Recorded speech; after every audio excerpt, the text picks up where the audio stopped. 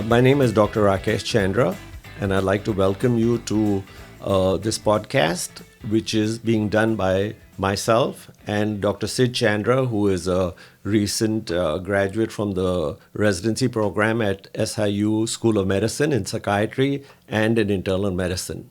Hi, my name is Sid Chandra. So we have started a program at Christopher Rural Health in El Dorado, and we wanted to tell you a little about the program. Sid is there already 2 days every other week. I'm there every week, and our team has started working. We have a nurse practitioner. We're adding more staff. But I wanted to tell you a little bit about psychiatric problems and why we are so heavily invested in Southern Illinois and starting a program. Just imagine to yourself, you have great insurance or you have a medical card and you suddenly have chest pain or you have a stroke. What will happen is very simple. The minute you walk into the emergency room, someone will set you up with telemetry. Before you get to the hospital, wherever you are, the ambulance will have already started transmitting all your data. When you get to the place, you will find a cardiologist waiting or a neurologist waiting because there's a time window in which you have to be treated. They will at once wheel you to either the cath lab or to the neurology center, and they will either give you the TPA, which is a clot buster, or they will do a cath if necessary. Very quickly, you will be stabilized and put in a comfortable room with all sorts of monitoring. But guess what? With the same insurance, if you walked in and said that you were depressed and you had cut your wrists and you were going to kill yourself, what do you think would happen? Very simple. No one would be waiting for you. You would show up and be put in a back room somewhere, maybe with one of your relatives sitting there to watch you. In a couple of hours, maybe a social worker or someone would show up from somewhere, and they have only one trick that they can offer you, and that is that they are going to put you in an inpatient unit somewhere, and you may spend up to 72 hours sitting in that room waiting for someone to find a bed and accept you in a psych unit because there are so few of them. And you'll probably go there for a few days, they'll put you on some medicine, and you'll be discharged. So why should there be such a discrepancy? I agree that a heart attack is serious, a stroke is serious, but so is depression, so is schizophrenia, so is an overdose. But yet, we don't get the same treatment. Now, Sid, I wonder why that happens. Is it because there is not enough money, or what is the problem? It's the same insurance. I think there's a big lack of mental health resources in the area as well as most areas, and there's been a long stigma about mental health care for a number of years, which has resulted in people not understanding the severity of illnesses and not getting adequate resources. And so it's just not as attractive of a subject matter, and so people tend to overlook it. The question of reimbursement is interesting because mental health illnesses, in fact, by law, have to be treated on parity with physical illnesses. So I don't know how much of a reimbursement issue it is, but I do agree that there is a paucity of resources. Here in Southern Illinois, for example, there are many psychiatrists, but try finding one. In fact, I would ask you to pause for a minute, pull out the yellow pages or wherever you go for information, get a list of the psychiatrists and try calling around and see what happens. Chances are you will not be able to speak to anybody. We at Christopher Rural Health are trying to change that. The Rural Health Service, myself, Dr. Sid Chandra, and our team are committed to bringing you the same level of psychiatric care as you would get for a heart attack or for a stroke. Let me explain that further. We plan and are in the process of constructing our own building, which will house the whole team. Someone will be there every day so that if you have a problem on a given day, you can almost be seen that same day or very quickly the next morning. We will assess you face to face. There's no television screen where you will be seeing someone sitting in Chicago. The reason is very simple. When you are seeing someone who has emotional problems, you need to be able to relate to that person. Sometimes the signs and symptoms of depression and anxiety, which are very difficult to talk about, are very subtle. It's difficult enough seeing someone face to face and trying to assess them, but trying to do it on a remote TV screen while you're sitting in Minnesota or New York or Chicago is practically impossible. Now, I'm not putting telepsychiatry down, I'm just saying that it is a difficult job. And in the absence of nothing, there is something. But psychiatry traditionally needs a psychiatrist to see a patient face to face and do an assessment. And that's what we are setting up at Christopher Rural Health. When you come in, you will see a real psychiatrist who will be available to you to do your initial assessment, to decide the treatment, to start you on it. Only when you're stabilized with medication will we have nurse practitioners who are board certified in psychiatry, social workers who are certified therapists work with you to enhance your treatment, but all the time under the care of the psychiatrist. I believe that is very important, Sid, don't you? Yeah, I agree. I think having continuous care early on for mental illness helps get stability faster, more effectively, and having a good team to work with helps us better take care of patients 24/7, 365, which is oftentimes when patients are in need. Just because the clinic is not open or something's not going on doesn't mean you might not need help. That's true. Sometimes what happens is you call a clinic and they will tell you, yes, we can see you, but we have a 6 week waiting list or a 4 week waiting list.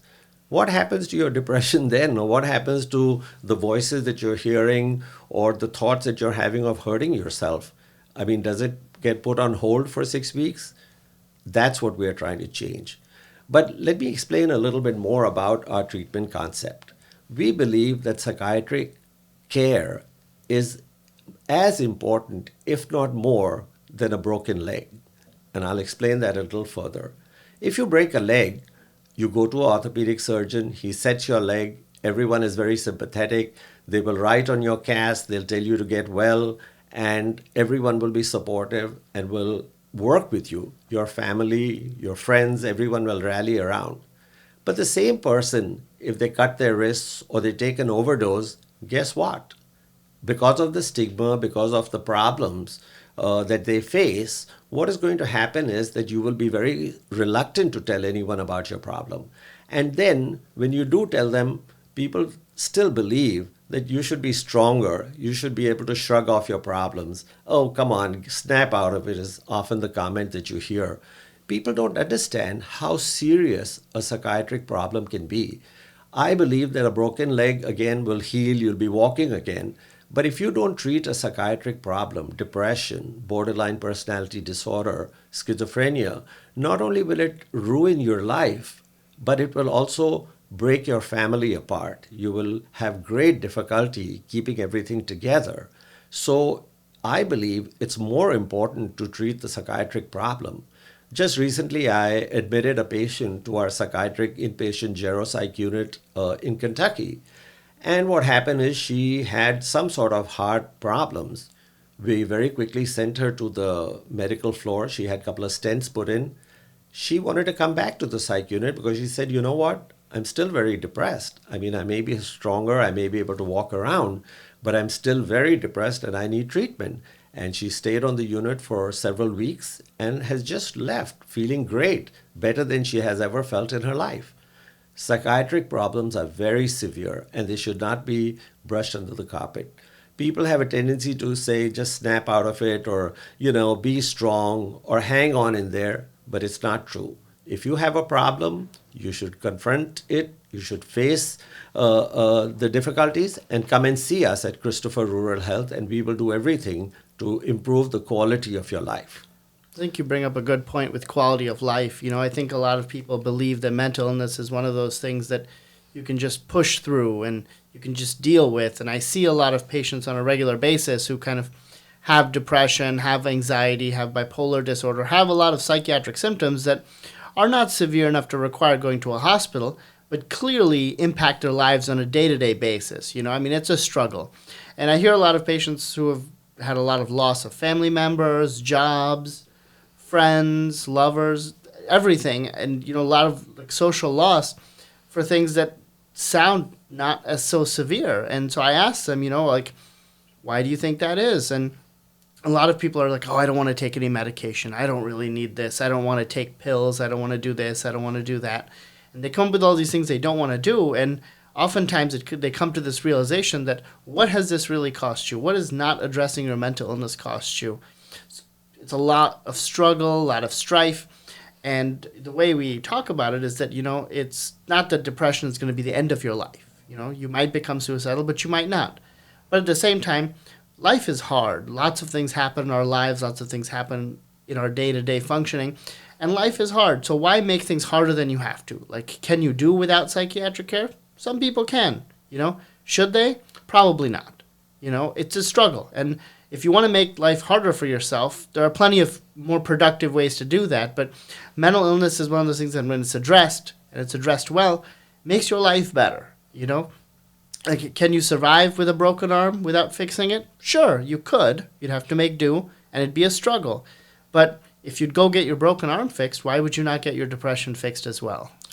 I agree. Depression is so easy to treat. In fact, I think this term depression is a misnomer. What happens in a depression is very simple. The neurotransmitters in your brain, for some reason, get burnt up. Maybe stress, maybe physical issues, a whole host of things. I think a better term would be neurotransmitter depletion syndrome, because that's what these medicines do. They replace those neurotransmitters in the brain. Somehow, people have forgotten about that and they focus on the fact that, hey, why are you depressed? Your life is so good. We've seen so many people who've killed themselves and have successfully ended their life. And yet, if you look at their life, they're good looking, they have plenty of money, they're adored by the public, but somehow they miss the fact that depression is an illness and nothing else. It has no reflection on who you are or what you do. Certainly, life circumstances can make depression worse, but it is just an illness. And sometimes when you get on an antidepressant and you start feeling better, you realize how easy it is to treat. And yet it impacts every aspect of your life. I know people who've quit their job. I know people who have sold their home and moved away. I know people who've broken up their marriage because they were depressed. And in that depressed mood, they made the wrong decision because life seemed so blue and everything looked hopeless. What often happens is when people do get treated for depression and get better, they look at the same situation and say, oh my God, I didn't realize I had it so good. And yet, it's so easy to treat. I believe there's a lot of stigma left over from the old times, but I wish that people would just look at that and say, should I improve the quality of my life or should I just focus on what people are going to say? And I believe anyone, everyone, ourselves included, should, if we have any problems, see a psychiatrist. There's no harm in coming and talking to someone. It may turn out that you are perfectly normal, just different.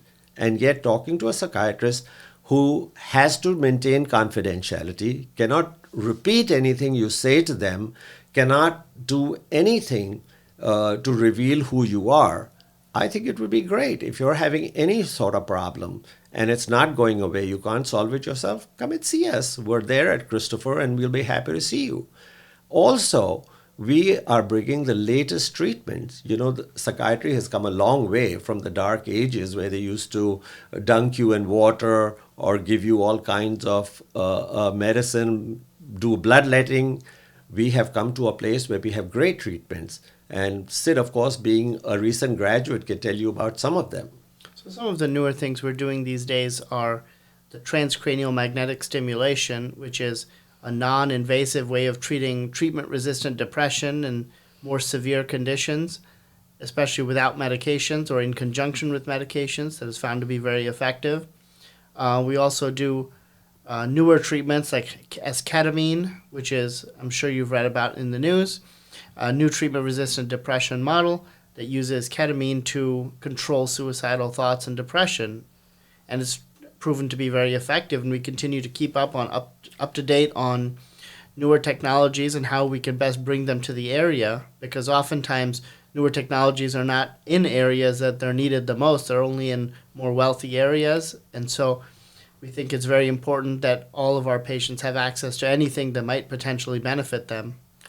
Also, one problem which is left over from the past is that psychiatric medication often made you drowsy, often made your mind foggy, you could not think clearly. Some of the newer medicines are remarkable.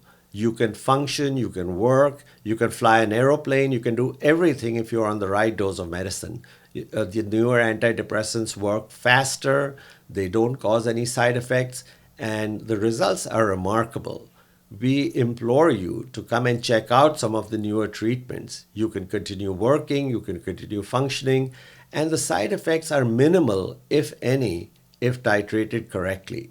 So at Christopher, we aim to give you the best treatments available. You don't have to go to St. Louis, you don't have to go to Chicago. We will be providing the same level of treatment. And we've been doing that, and it has been working. We've had great results. The other thing that we are trying to offer is availability. You don't have to wait 6 weeks to see a psychiatrist. You don't have to wait 3 weeks to see a psychiatrist. You can probably be seen as quickly as the next 24 hours. We've set up a service. We are still in the process of trying to evolve and get a crisis service where you could be seen 7 days a week, 24/7.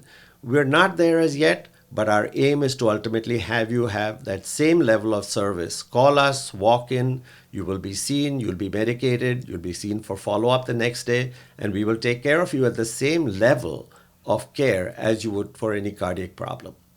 I do want to mention a couple of other things that we're doing. We do answer our phone.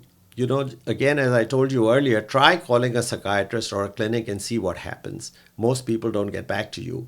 We have a dedicated service where someone will answer the phone 24/7.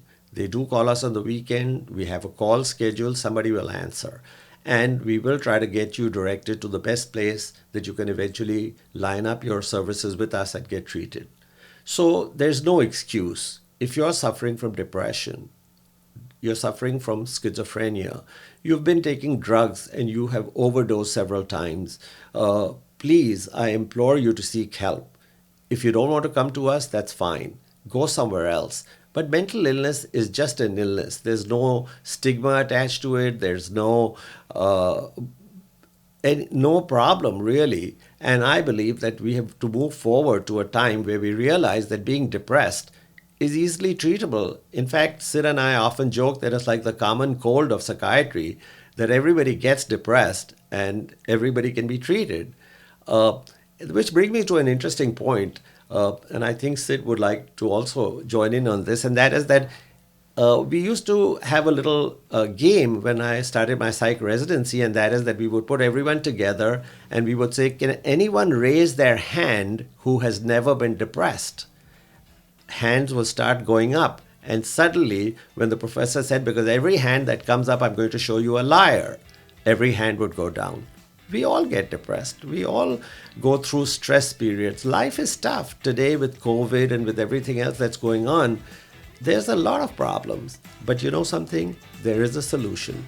And just because you come and talk to a psychiatrist or see one of our therapists doesn't make you crazy. It doesn't make you anyway abnormal. I think if you have the time and you want to talk to someone, who better than to come and see us? We would be happy to talk to you. We'd be happy to tell you that you are perfectly normal and that it's just stress, or we will point you in the right direction and get you help. You have one life to live. Shouldn't you be living it with the best quality that is available?